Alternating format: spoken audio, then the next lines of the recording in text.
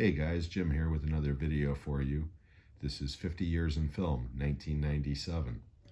But before I begin, at the end of this video, if you like what you see, please give me a thumbs up, a possible subscribe, and most importantly, please leave comments. Let me know how you feel about these movies. Before we begin with the normal caveats, I just very quickly want to mention a quick thank you to all of my viewers and subscribers who reached out to me in the last couple of days in regards to the passing away of my brother. It is truly, truly appreciated. From the bottom of my heart, I thank you. Okay, now with that out of the way, we'll issue the normal caveats. These are not all of the films from 1997, far from it. These are simply the films that I own on Blu-ray in my collection. I am not including any films that I have on DVD or any other film of physical media or films that I do not own. The second caveat is that this is not a ranking video of any kind. This is simply, again, just a recap of the films that came out from that year that I have on my collection on Blu-ray. So we're just going to go ahead and do what we normally do. We're going to jump around in genres, but we are going to mix it up a little bit this year because 97, quite honestly, is a very underwhelming year. Again, there's a lot of great titles. Unfortunately, most of them I have on my DVD shelf waiting to be upgraded. But right now, we're going to stick with what we have. We do have, some good stuff here. So we're just going to start right away with the first title from 1997. This is from my Spielberg Director's Collection set, The Lost World, Jurassic Park. The sequel to the original, of course, starring Jeff Goldblum, Julianne Moore, and Vince Vaughn. As I said on my ranking video of the Spielberg films, I like this movie. I don't love it. I love the original. This movie is good. It's got some incredible sequences in it. But as a whole, I was always a little bit underwhelmed by it. However, I do prefer it from all of the sequels that I've seen since. But to be fair, the last sequel I saw was the first in the newest trilogy. Quite honestly, I didn't like that movie and I kind of gave up. But Lost World, again, solid Spielberg movie, and that's how we're starting 1997. Now switching over to my James Bond box set. 1997's offering was Tomorrow Never Dies, directed by Roger Spottiswoode, starring Pierce Brosnan, Michelle Yeoh, Judi Dench, and Jonathan Pryce. This was the follow-up to GoldenEye, of course, and Tomorrow Never Dies is actually a very good movie. It's a solid Bond movie. Upon repeated viewings, I actually enjoy it more and more. Michelle Yeoh is fantastic in this movie. She is not your typical Bond girl. If anything, she's more capable than Bond is. She's just a total badass, and I was so happy to see her finally getting the recognition that she's always deserved. But yeah, Tomorrow Never Dies again. It's not a top Bond movie, but it's certainly nowhere near the bottom.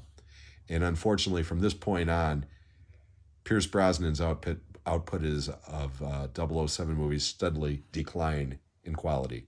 But Tomorrow Never Dies it's a very good movie. Okay, sticking with the action, if you want to call it that, we're also sticking to box sets from my Batman and Superman collection. The fourth installment in the Batman films, the original Batman films, Batman and Robin, directed by Joel Schumacher, starring George Clooney, Chris O'Donnell, Arnold Schwarzenegger, and Uma Thurman. This movie sucks. It is absolutely god-awful. It is the worst Batman movie ever, including the reboots. I'm not a big fan of the Zack Snyder Batman movies, but I would watch those movies every day and twice on Sunday rather than watch this piece of shit again. Batman and Robin is garbage. Now we're switching into the comedy dramas, for lack of a better word, with Kevin Smith's third directorial effort, Chasing Amy, starring Ben Affleck, Jason Lee, and Joey Lauren Adams. Chasing Amy is probably Kevin Smith's most mature movie to date, and still is. It's an unconventional love story between a heterosexual man and a lesbian woman. It's, again, not very believable, but it's extremely sweet, extremely well acted. I think it contains Ben Affleck's one of his best performances. Joey Lauren Adams is absolutely terrific in this movie. And this was Jason Lee's follow-up from Mallrats, of course, but this movie definitely proved he had the chops to become a dramatic actor.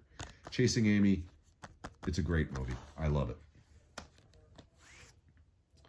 Sticking in with the comedy dramas, the third movie from Quentin Tarantino, Jackie Brown, starring Pam Grier, Samuel L. Jackson, Robert Forster, Robert De Niro, Michael Keaton, and Bridget Fonda.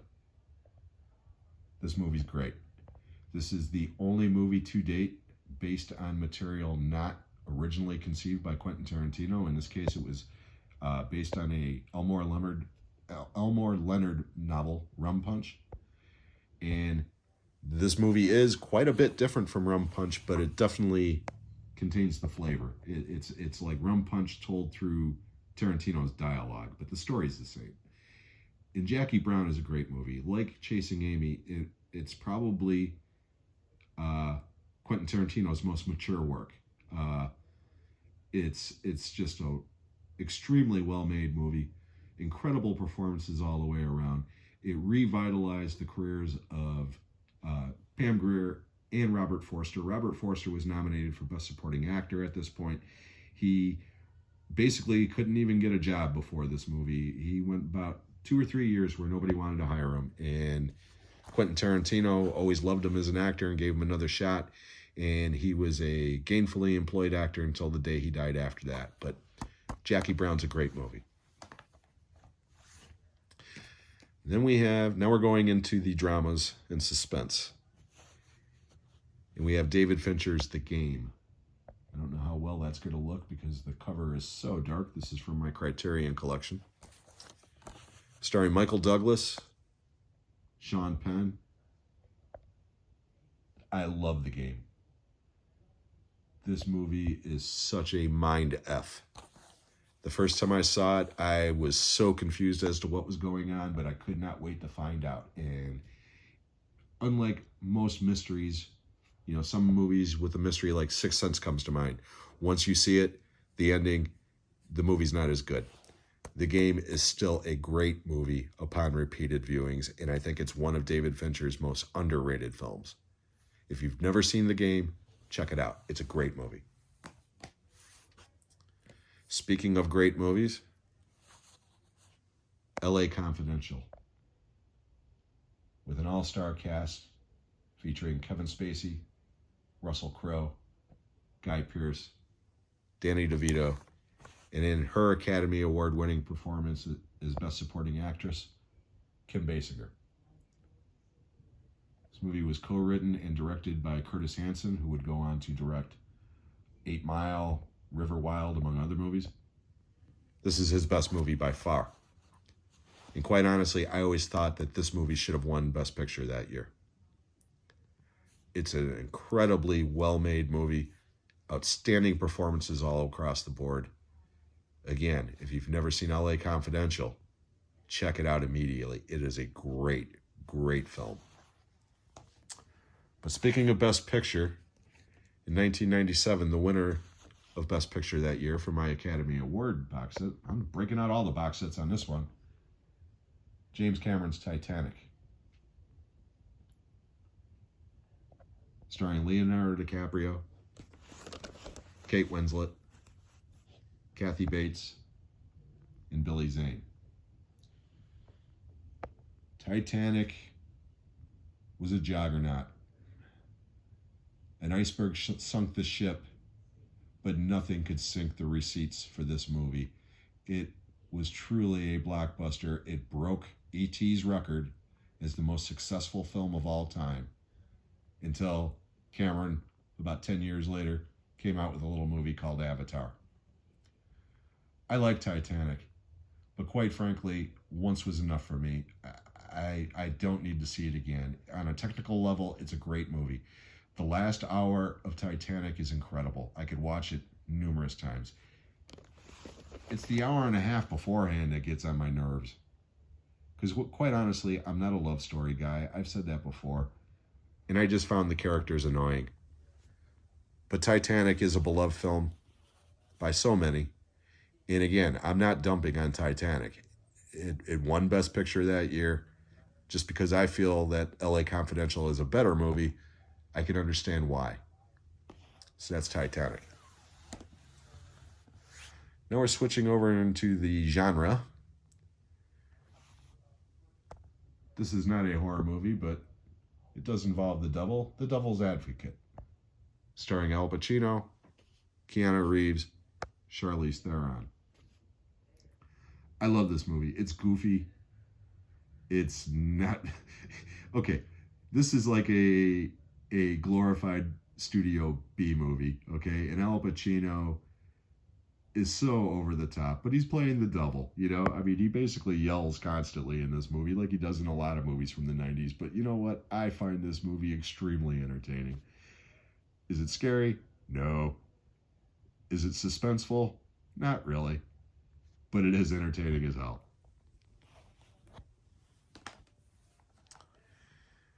And then the only quote-unquote straight horror film that I have that year on Blu-ray for my Scream 5-film set, Scream 2.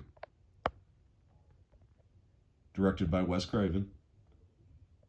And basically starring the entire cast from the original, but also featuring Sarah Michelle Gellar, Laurie Metcalf, and Liev Schreiber's part was a little bit bigger in this one. Like so many sequels, I don't like Scream 2 as much as the original. However, it's better than any of the other sequels thus far after. Although, again, to be fair, I gave up after 4, so I have not seen the last 2 installments. But Scream 2 is a fun movie. And like the first movie that deconstructed horror movies, this one does a good job of deconstructing horror sequels. So for that reason, I do enjoy Scream 2 quite a bit. Now we're moving into sci-fi horror. And we're going to start with Paul Anderson's Event Horizon, starring Lawrence Fishburne, Sam Neill, Sean Pertwee, and many others. Kathleen Quinlan. Yeah, this movie's got a great cast.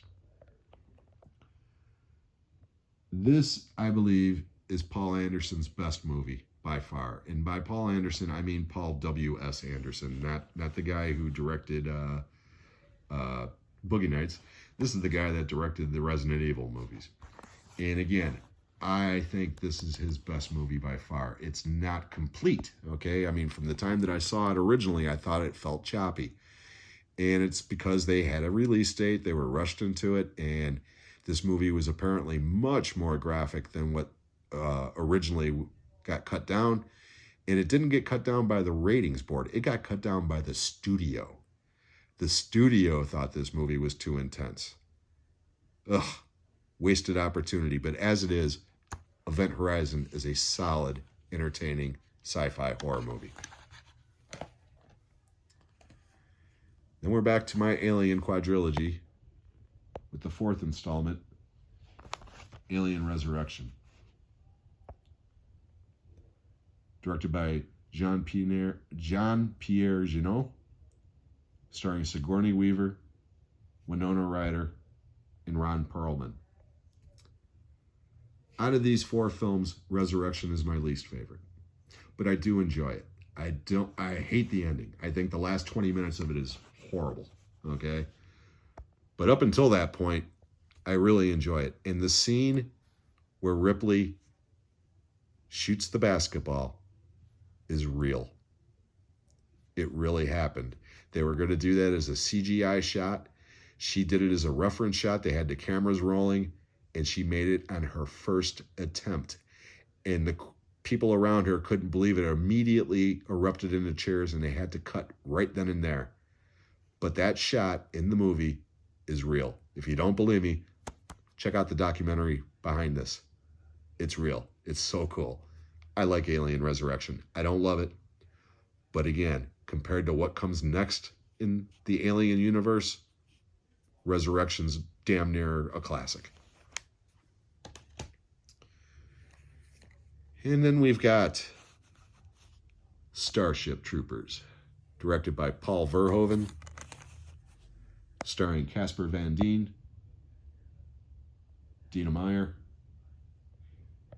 Neil Patrick Harris, Michael Ironside, and crazy Gary Busey's son Jake. Starship Troopers rocks. I consider it part of Verhoeven's perfect trilogy of science fiction films, not including Hollow Man, because to me that's a horror movie. I consider RoboCop, Total Recall, and Starship Troopers at their core to be science fiction movies, and all three of them kick ass. This one is not as good as the other two, but it's so much fun. And it's taken 30 years for people to finally, or 25 years for people to finally catch on that the humans are not the good guys. But we saved this for last. And it's Star Wars. Now you're going, what the hell? Star Wars came out in the 70s. Yeah, you're right. The original Star Wars was released in 1977.